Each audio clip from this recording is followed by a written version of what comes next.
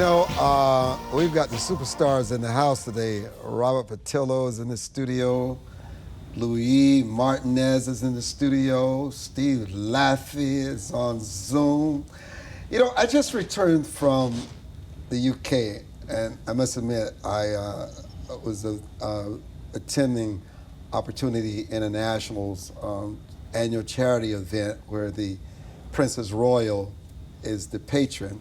And I had my first chance to go to St. James Palace and meet the Princess Royal. She asked me whether it was my first event at the palace, and I said yes, but I was just struck by so much history. And it made me realize the love and affection that they have for Americans. They really appreciate a kinship. But Robert, the UK is on track to lose 16,500 millionaires this year as they flee the country in response to enormous tax increases and a failing economy, among other things.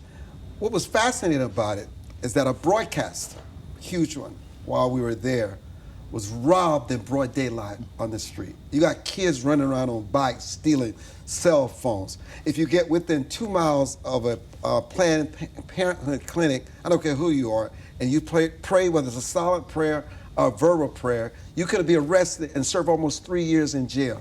They're curtailing their freedom of speech. And then all of a sudden, while I was there, they elected the new primary candidate in New York City. And it was just fascinating watching all this, and people were wondering if New York City is going to become like London. I said, it's not because somebody's Muslim. I mean, even though they have that in common. I mean, there are many people of that faith who share many of the values that someone like myself.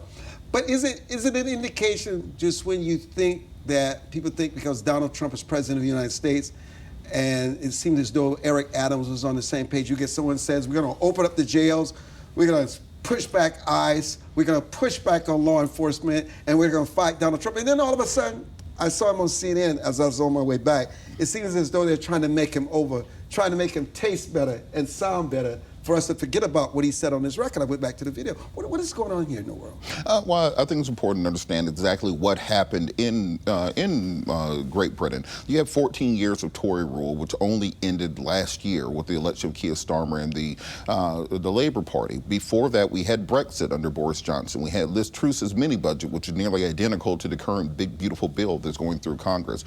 We've had a continuing attrition of British power as a result of withdrawing from the global economy and from the European common trade system. So when we're looking at what's going on in America, this quote-unquote America First agenda, we have to look at the fact that when you withdraw from the international order, when you take away the ability to work across multilateral lines, then you end up with situations where you have a concentrated lower class, which means that you're going to have to raise taxes on the people with money to pay for that, which results in 16,000 millionaires leaving the country. So as opposed to this being an example of what happens when you let the Muslim in charge of a major city, I think this is what happens when you have conservative rule for 15 years with unchecked ability to concentrate resources in the upper classes, forgetting about the lower classes in society. And what we can learn is that by investing in the least of us, it benefits all of us. It does take me back sometimes how Robert assess and find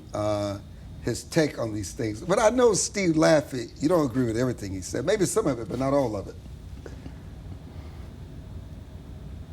I'm not hearing Steve, by the way. Can you hear me okay? No, I hear you now. Go ahead. I was in London last summer with my wife and my youngest son, and around the corner from seeing a play on a Saturday afternoon, 300,000 pro-Palestinian demonstrators were there, and I made a decision never to go back again. So I don't think I'll be going back to London. But what's happening in London is different from New York City. London, it's about foreigners who have lived there who are now getting a new tax, and if they stay there longer, they'll have the largest inheritance tax that they can face, and so they're heading back to Bahrain or Saudi Arabia, wherever they're going to. In New York, we have, for our country, a really, really great problem. I lived in New York City, and when you see the policies of the new Democratic candidate winner for mayor, you will see that one, it's to eliminate the entire police force. Not just a little, that's the democratic socialistic, which isn't democratic at all, policy.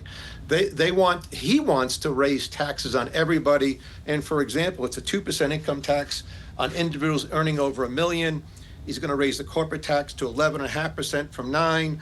They're going to be a $30 minimum wage, universal free early childhood care, free public college tuition, fair free public transit, and basically control of the grocery stores. So in a city that's not that big geographically, what is going to happen, and I hope happens instantaneously today, where someone who runs like JP Morgan says, we're leaving. We're not waiting to find out. Someone has to, with real leadership, send the message that New York City will never recover, much like Portland, Oregon has really never recovered from the lawlessness that was allowed. So yes, and by the way, to the rent control aspect, I lived there. I lived in a 3-story walk-up in '87. One was subsidized in rent control of the apartments. It was the one that was dilapidated.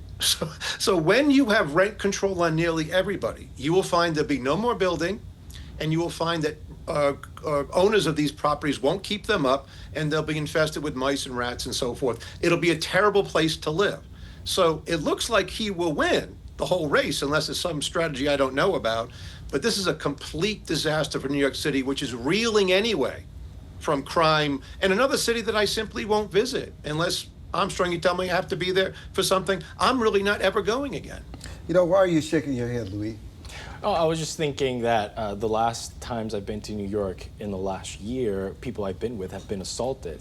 And also going back to what Robert was mentioning, yes, Tory rule had been over the past decade in the UK, but it was actually a Labour mayor that has ruled London for the past 10 years. And what I've seen in the big cities is that, yes, there's an overconcentration of population, and then you have left-leaning politicians that are, instead of deciding to fix the problem by enforcing the laws that already exist, or looking for new laws to solve the problems of their inhabitants, what they're looking for is to have politics of giveaways. Just promise to keep on giving things to the population. That's how they get votes. And there's a specific statistic that I found really compelling. New York City alone, just the city, one city in the entire country gives $4.7 billion in assistance to illegal migrants. ICE, the big devil in the minds of liberals right now in the U.S., nationwide, 50 states, the entire country has a budget of $10 billion.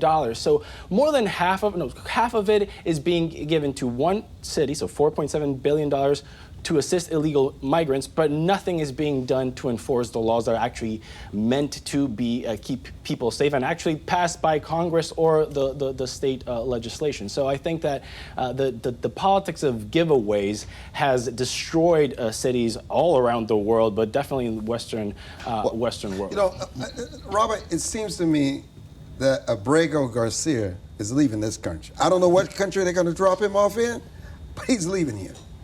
And look, it's called due process for a reason. The question was never about the guilt or innocence of an individual. It's about the sustenance of our system. We live in a democratic society. What separates us from every other system in the world is the concept of due process, which is notice and hearing. You have the right to know the charges against you. You have the opportunity to be heard by a non-biased tribunal, and you have the enforcement of the rule of law behind that. When you abrogate that system, then what you have is a descent into tyranny. There's a reason that on every international index, America is backsliding when it comes to our democratic principles, our democratic norms. We have concentrated power within the executive branch, which has been constitutionally the purview of the Congress and of other agencies. As we start to descend, what we're going to see is that we can no longer stand up and say we are that shining city on the hill. We can no longer say that we are that bullhead that pushes back against the march of tyranny. If you look at what is happening in Europe, as we were just mentioning, you can see Giorgia Meloni, you can see Lukashenko, you can see what's happening with Erdogan. Democracy is fragile, it is falling, it is weak, and if we simply say that because of political expediency we will bend on those democratic principles of due process, then we no longer have a country. I'm not willing to sacrifice Abrego Garcia or anyone else if it means sacrificing the rule of law. You know, Steve Laffey, I was impressed with the Democrats this week.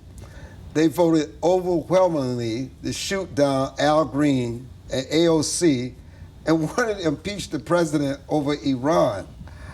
I mean, kudos to the Democrats. Steve Laffey.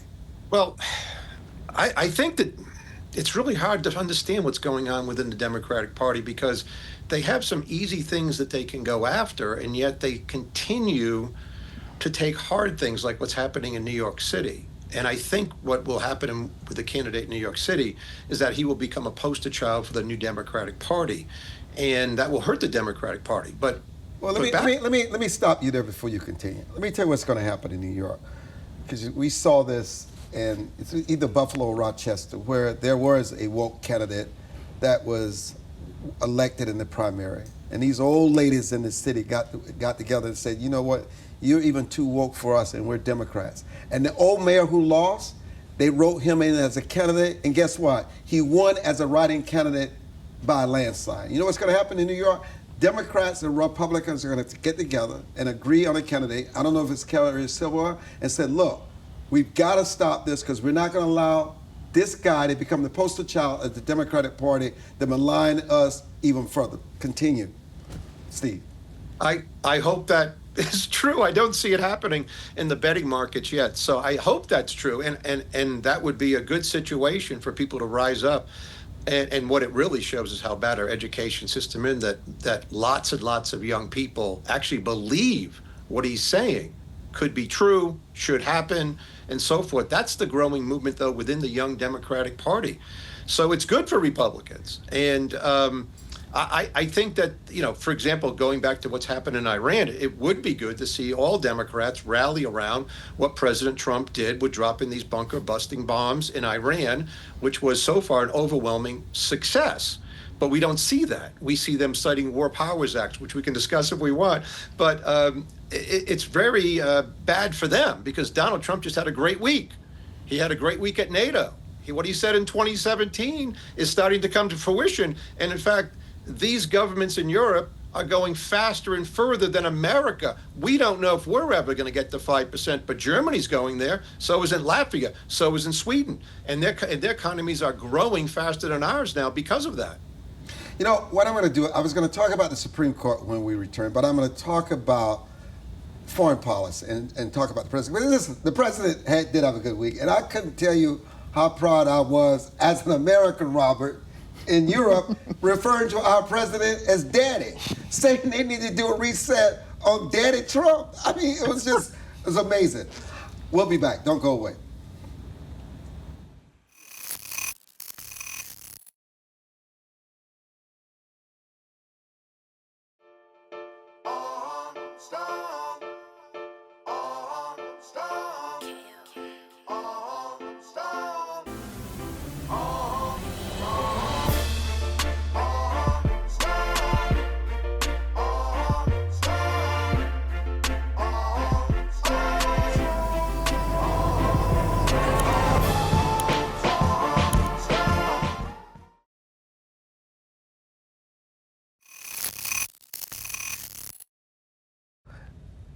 You know, Steve Laffey has been a harsh critic, fair, constructive critic of the president.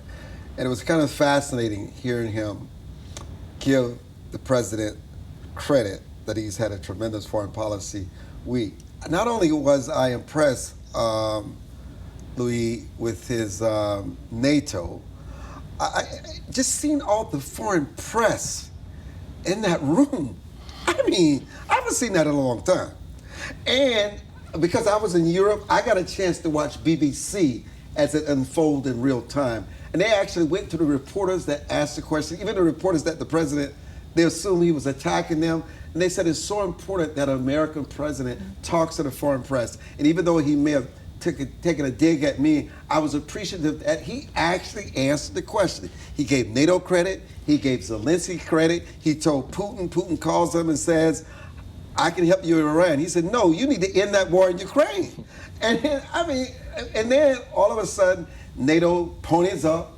They double. You know, we got to get Spain on board. But it was a good president. I just hope that this can last for a while and he doesn't do something that just totally wipes this out.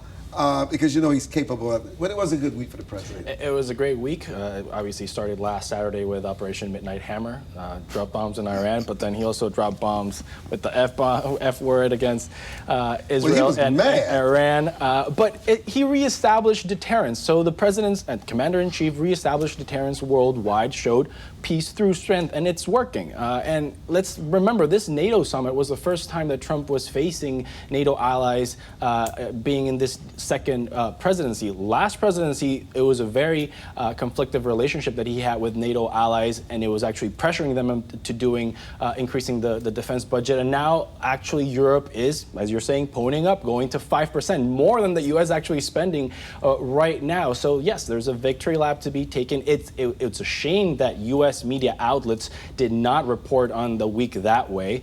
We also had on Thursday the Pentagon give details of what happened in the Iran bombings and actually explain the in-depth preparation that the U.S. armed forces have been doing to exercise all of these military activities worldwide. Started 15 years ago, Armstrong, and I think that's impressive. I think Americans should celebrate that their armed forces are doing their job, that their president is doing their job, and that the world is rallying around the United States once again as a beacon of freedom, of stability in the world, and to, again, reestablish peace through strength.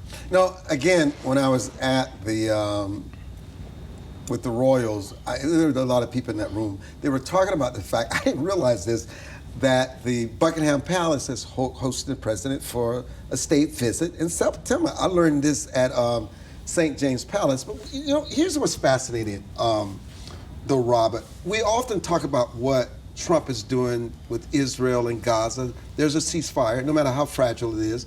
We talked about NATO, but the other thing that people overlook is what he's doing in Rwanda and the Congo and Sudan, asking them to come to the table to stop this violence and killing. I think you're right. And I think the State Department deserve credit for bringing those parties to the table in a way that we haven't seen in recent years due to the extreme violence on the continent. But just kind of circling back to NATO, NATO was a disaster. I'm trying to figure out what rose-colored glasses that people are looking at it through. But the last time we had a fully armed Europe, where Europe was leading the world in armaments, was the 1910s, leading up to World War I. When you're talking about Germany increasing their military output, Poland saying they're going to have the largest ground army in Europe by 2030. You're seeing the French saying they're going to not only not buy F-35s, but also invest in Rafales and other fourth generation and 4.5 generation fighter jets. We're seeing a rearmament of Europe in such a way that always ends badly. The entire reason that America took hegemonic power in the post-war era was we figured out that Europe can't be trusted to play with the toys. If you look at the entirety of the 19th century, you're talking about a 20-year cycle where they went to war with each other. So America ceding that territory back to Europe is no way plays towards global peace and security. And I understand it was a PR blitz where you're bombing Iran. Satellite images show they had already sealed the entirety. So you don't think Russia is a threat?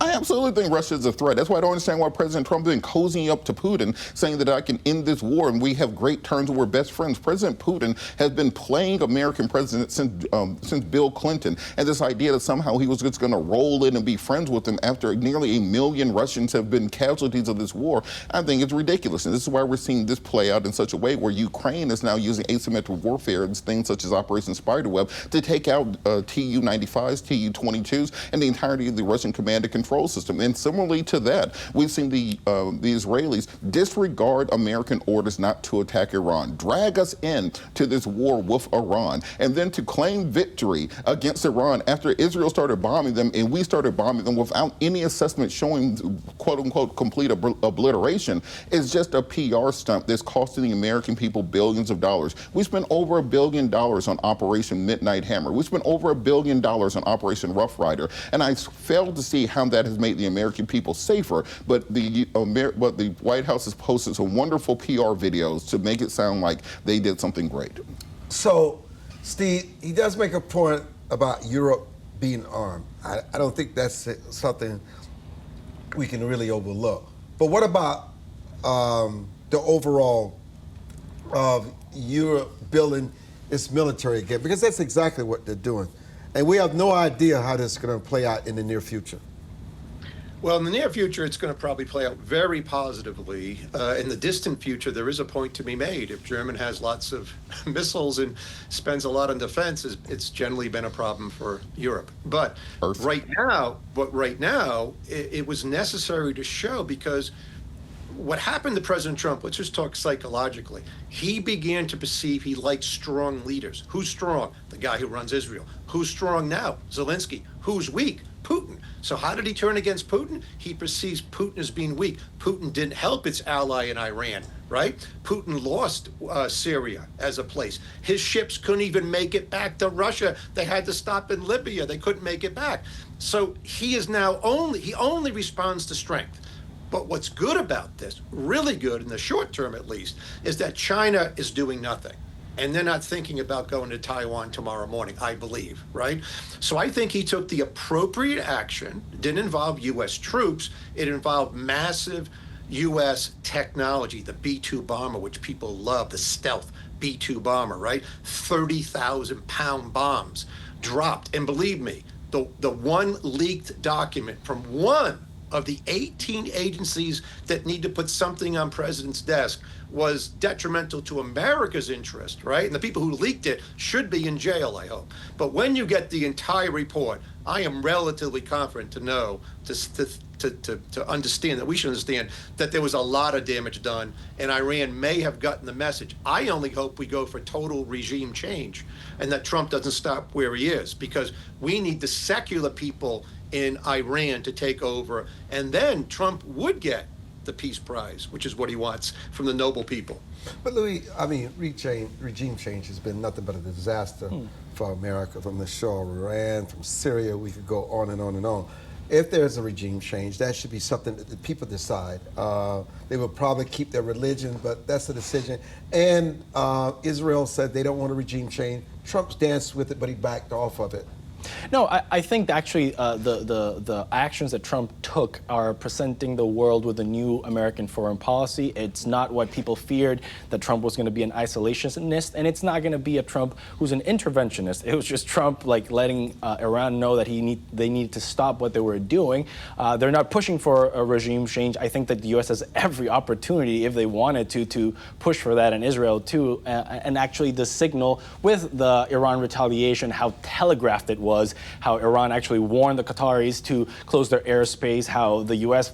2 weeks before had moved their airplanes. So it was so choreographed that it actually makes me think that this was a negotiation where like the regime's going to survive, but it can no longer be a state sponsor of terrorism. We already know that Hamas is gone. We know that Hezbollah is gone. The Houthis, after Trump bombed them, are also stopping their actions in the Strait of Hormuz. The Syrian regime fell. All of that has happened since Trump got to power, and there's no coincidence that it's been orchestrated that way. So they've taken Iran out of that geopolitical trouble area from the Middle East. We might see in the next couple of years normalizations of relations in between Israel and Syria, Israel and the Saudi Arabia, which of course would also lead possibly to have Trump win the Nobel Peace Prize. But I don't think interventionism was regime change was actually ever the goal of the U.S. He's not going to win the Nobel Peace Prize. That's off the table now. But let me mention this. We have about a minute and a half before I need to go to break. Why do you think that Russia and China, Iran's allies, are solid? And why do you think now the Iranians are trying to push out the Ayatollah? The Iranians not trying to push out the Ayatollah, and on this idea of regime change. Oh, you don't think they're trying to push out the Ayatollah? Absolutely not. It's a ridiculous conversation. Remember, Iran. So you think that's propaganda? It's absolutely propaganda. Look, Iran is a nation of 92 million people. It's twice the size of Texas. You're talking about the ethnic groups. You have Persians. You have Balochistan in the southwestern region. You have Kurdistan in the northeast. You have Afghans along the border, where you have Taliban troops making incursions for water rights. If you go to the Iraqi border, you're talking about the Shatt al-Arab waterway, where they went to war in the 1980s. In addition to that, when you look at the geopolitical aspects of it, Iran would turn into a broken state if you had regime change. And the only thing that will fill that vacuum would be ISIS and ISIS-K. We'd be right back to fighting the Islamic State and Islamic Caliphate. But now with the riches of the entire Persian Empire behind it, when you want to talk about a flashpoint for World War III, change the regime in Iran and see what happens. I understand we want to have all these propaganda victories and, yay, we blew up the bombs of America, all that stuff. But in reality, we need to have cogent foreign policy that actually looks to stabilize the region, and dropping a bunch of bombs that do nothing. So why is is Russia and China quiet? Well, the reason Russia is quiet is because we've seen the failure of the CSTO, which is the Russian version of NATO. And Russia does not have the manpower, they do not have the bombers, they do not have the ability to supply their friends. That's why Syria fell. What China is doing right now is trying to assert economic power, which has been doing through the Belt and Road Initiative since 2017, in order to ensure that they can pick the winners and losers in these battles. China is less worried about the day-to-day actions and more interested in this 1,000-year conceptualization around being a civilization state. What the Ayatollah said yesterday is that the Persian Empire is a civilization-level empire and does not bow in servitude to any nation state. So China and Iran are operating on a very different wavelength than what America is doing. We're talking about 150, 200-year history. They're talking about 8,000 years of history between them. And we'll be back and move this conversation to the United States Supreme Court.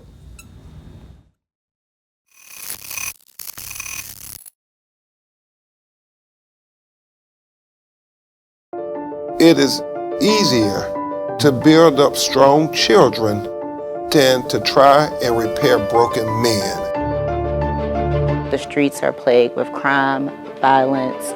There's a lot of poverty, and it's all a result of lack of education that's happening in our schools. So it really is a crisis. We come from very different political perspectives, but we've come to the same conclusion, and that is there is a crisis in the classroom. Children are being deprived of quality of life because they're being deprived of a good education. We must solve this problem. It's incumbent upon all of us to join hands together to get this done. We can't afford to wait one more day before we address these issues, because every day we lose another child. Let's stop the politicking. Let's stop the games. Let's really do something to give these kids a real chance at life and being a part of that American dream. We need accountability for funding. Many of the districts where you're seeing very low test scores, students graduating with very low literacy and math comprehension rates, they are receiving a lot of funding. So where is the money going where our kids aren't being adequately educated? If you believe every child is deserving of a quality education, please go to educationjusticefoundation.com.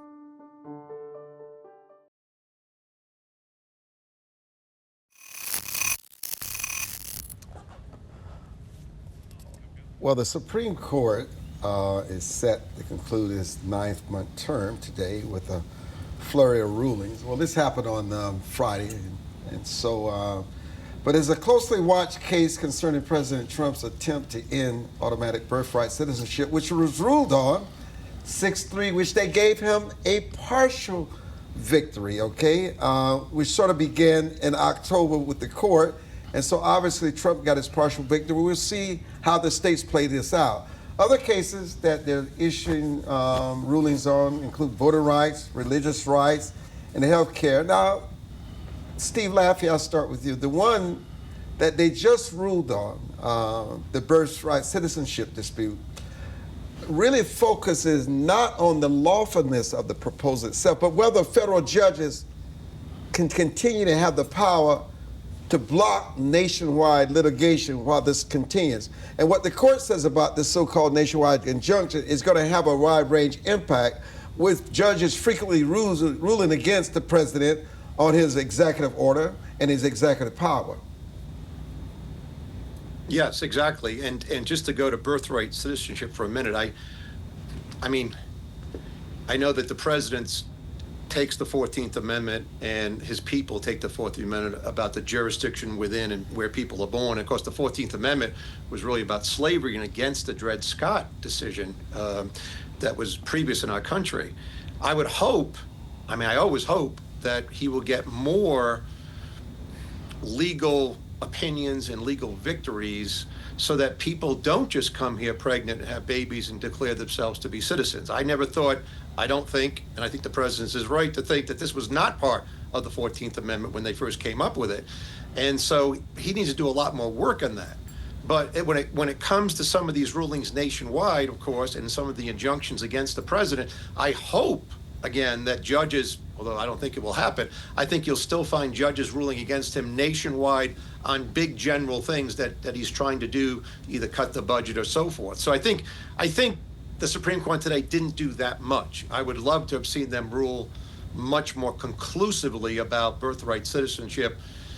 And maybe this is going to stay in the courts for a long, long time. And of course, the president is guilty of laziness with all of his executive orders, as I've said many times.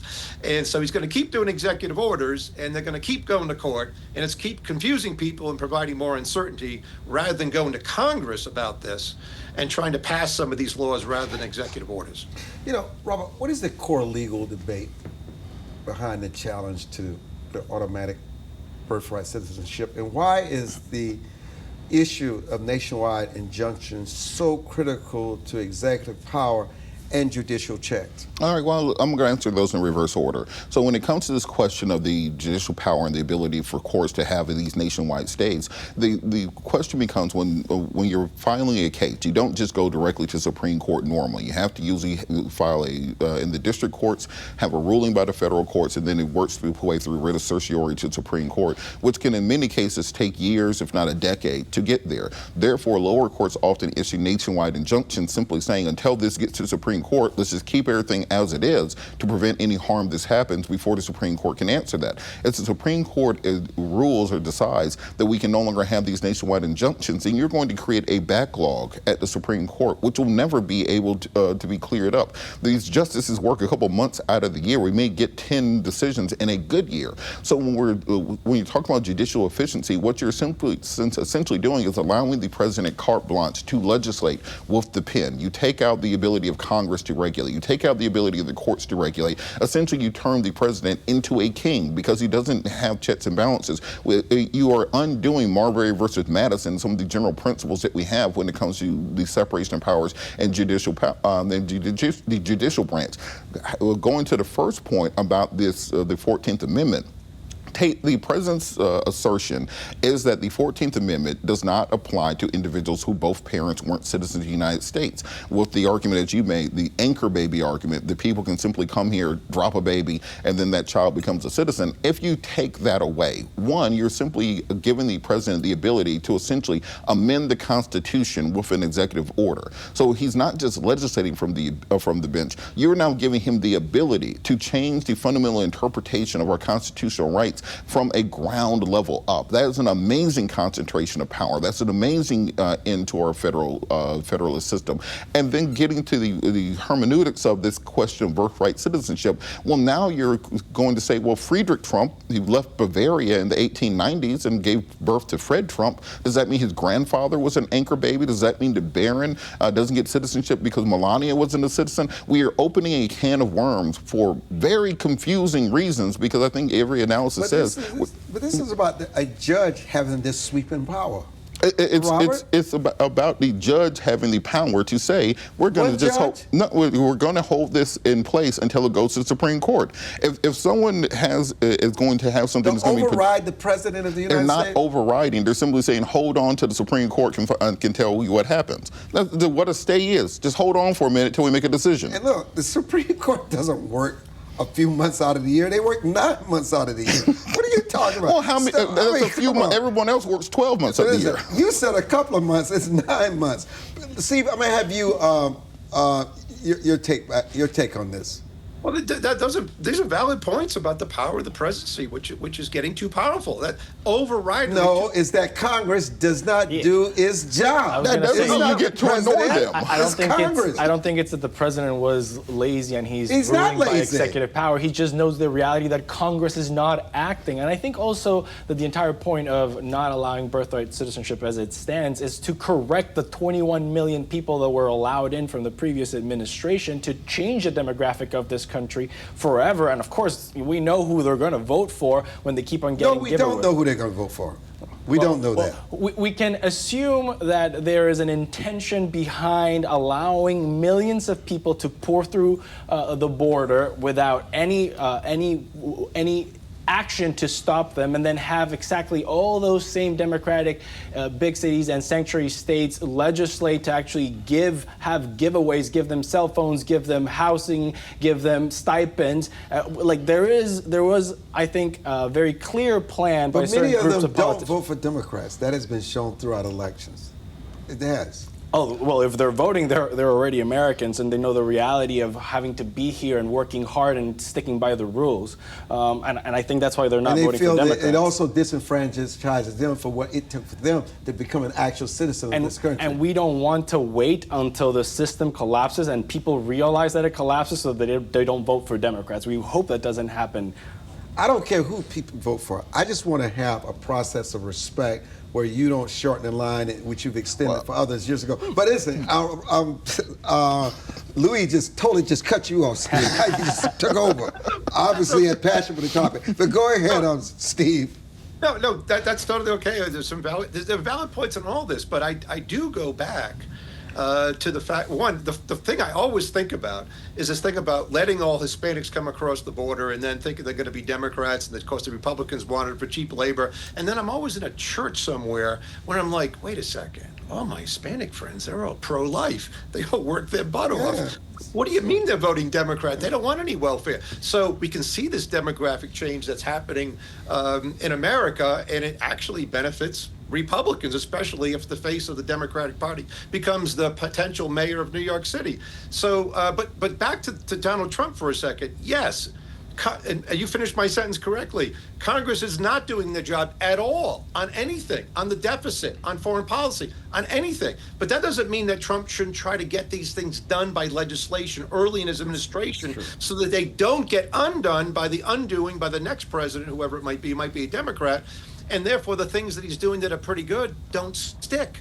That's the laziness in it. He's got to go to Congress. He can get some of these things passed. And that's the problem with the big, beautiful bill. I don't know if he can. I think the president and Congress are on the same page. I don't think Congress want this legislation coming to them because they don't want to show their true colors because they're up for election. I don't think they're on the same page with the president. And we're seeing this now with Senator John Thune and his big, beautiful budget bill and Medicaid and everything else. But Armstrong, it's not a big, beautiful bill. This is a big, brutal lie. This is the BBL. And just like with every other BBL, this is a new one. Yeah, just like with every other BBL, people laugh at you behind your back because the bill is ridiculous. And what we're seeing is the president... So you agree with Elon Musk?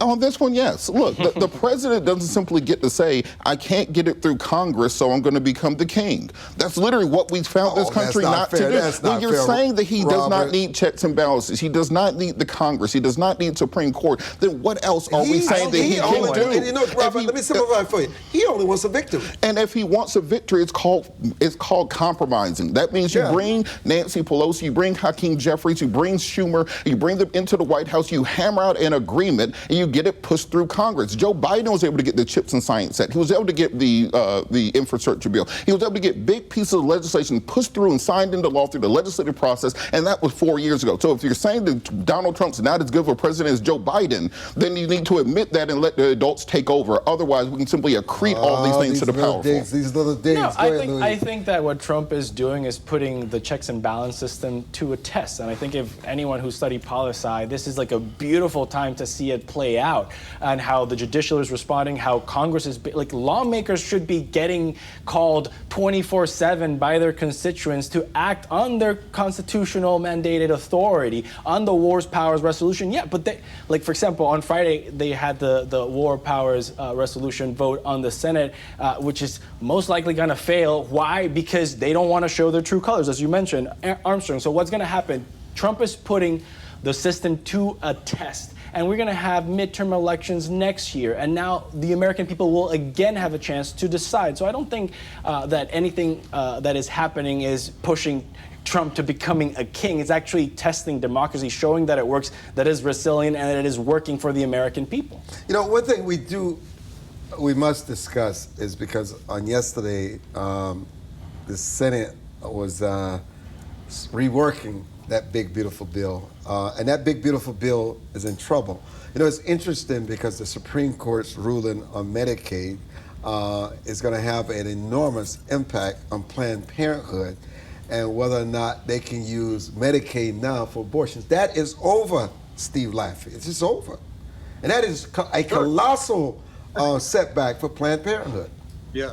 Now, and back to the bill, I mean, it would have been so much easier when Trump was early in office to take 6 or 7 sections of it to get it passed. I am in disagreement of the tax cuts, by the way, as a fiscal conservative. I need a simple bill. I need a fair tax. I need a flat tax. I need a 999 plan. I need the IRS out of stuff. I don't need this more complication, which generally favors rich people at the expense of the middle class and lower middle class people. And that's why the tariffs on our allies hurt middle class people. So I am total disagreement on the bill, and I hope it doesn't pass because I think Trump is really heading toward ruin on the fiscal side, and it's going to happen under his administration. We're not going to go 4 years and still pass the can around, or the musical chair game won't end. It's ending with higher real interest rates and what they're doing with student loans, which I agree with, but it's going to slow the economy. And what's happening all around with this, what economy that is slowing, and with all this more government tax cuts to increase the deficit. I agree with people who say that how could we have a tax bill where the deficit increases by $380 billion this fiscal year versus last? We thought Joe Biden was a big spender. Trump's bigger. Oh, maybe that's the B in Beautiful Big Bill. Well, it's a big brutal lie. That's just what it is. And in reality, when we're talking about cutting, is that the next slogan for the Democrats? They should hire me to make up the slogans. I'm gonna take a break. We're gonna come back. Don't go away.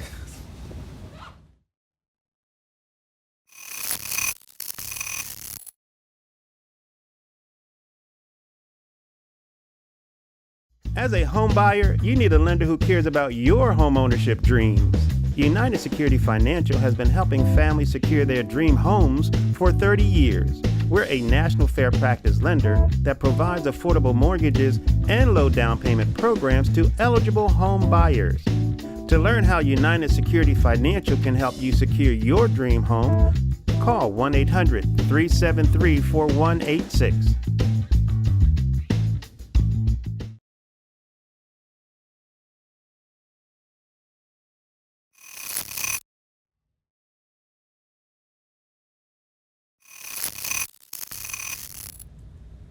You know, the Supreme Court cleared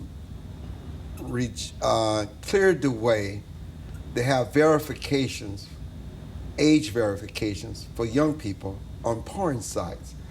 You know, that decision shouldn't have been 6-3, it should have been 9-0. Because let me tell you this, I was with Brandon in my office and we were just doing something on my computer and nudity popped up on my Facebook out of nowhere. I mean, nudity, okay? And so what would be the challenge, Steve Laffey? You know, you have children, you have daughters, with having an age verification on these porn sites? No matter what people try, it really doesn't work. Young people have the ability to get around this stuff all the time. I will tell you, though, it gets back to what I said about Donald Trump and TikTok.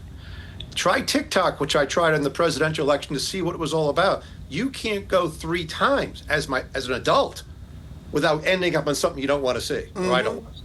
You can't, it automatically keeps going to the lowest common denominator. And yet Trump extends it for another 90 days. And by the way, this, and I think Robert would agree, is totally illegal. Not only the Supreme Court, by Congress has voted to close it down, and Congress should stop it now to show that they have some ability to do something rather than nothing. But to get to your question, whatever they put on the stuff to do with regulations, to do with the internet, it really hasn't worked. I don't see it working. What it takes is bringing back strong parents. You know, I have 6 kids. None of them got a phone until they were much older, went to college. My kids thought the Rifleman was on live TV back in when they were, they've never watched modern TV. They didn't have access to it till they got to an age where they could make decisions about it. That's not parenting today. If you watch people walking down the street, not looking where they're going, looking on phones, 30% of them are probably staring at porn. The country is totally out of control when it comes to how we bring up children, and that's why we're having situations with young people in New York City voting for a socialist. And you know, look, Louis, even the Supreme Court sided with parents who don't want LGBTQ books in public schools.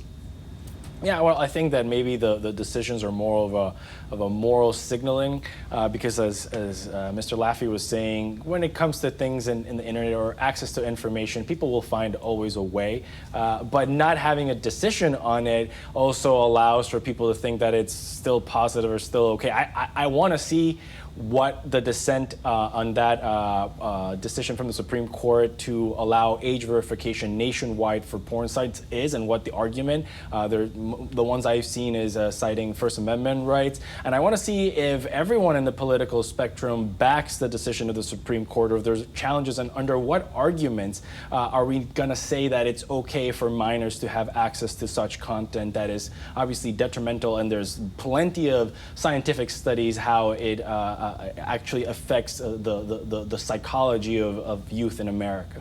What is the issue with rejecting the ruling to free preventive care, which is a victory for the Secretary of HHS, Bobby Kennedy? Look, I'm going to answer that one, but I wanted to address the porn question also. Oh, address the porn question. Before, I remember when Republicans were small government. I remember when the Republicans said they didn't want to be in people's bedrooms. They didn't want the government with anybody. And the point around this is, what exactly is that definition of porn? Are we going to require age verification to look at pictures of Melania Trump? For children? Oh, come on. That's so is that real? Is that a real thing? We're talking about children. She's an adult. But to access pictures of Melania Trump, we are now going to require age verification. When we're talking about pornography, what exactly is it? A woman in a bikini? Is it somebody who is involved in an act? Twitter has porn on it. So does most social media sites. So when we're talking about, we're going to require age verification for porn, the question becomes, where exactly do rights end, and where exactly is the government's role in stepping in? As was said, the parent's job is to curtail children's activities, not the government's job to curtail those activities. But to your point, I think it's important that we have a real conversation about empowering parents and giving them the tools to regulate online activity of kids. But once you start going down this slippery slope, well, can we look at National Geographic and people walk around in tribal societies? What exactly is going to be the line? Are we talking about hardcore versus softcore? Are we saying that you can go to Pornhub, but you can't go to TubeBait, and you can't go to Tasty Blacks? What exactly is going to be the rules around this? And the Supreme Court, in the dissent, is making the point we have to give people the freedom to make their own self-determination. And if parents don't want their kids to see it, by all means do so, but it should not be the role of the federal government. There's one thing that we're not talking about. It's how Iran is carrying out a wave of arrests and executions because they believe that their own citizens betrayed them and worked with Israel that gave them access to their more secure perimeters.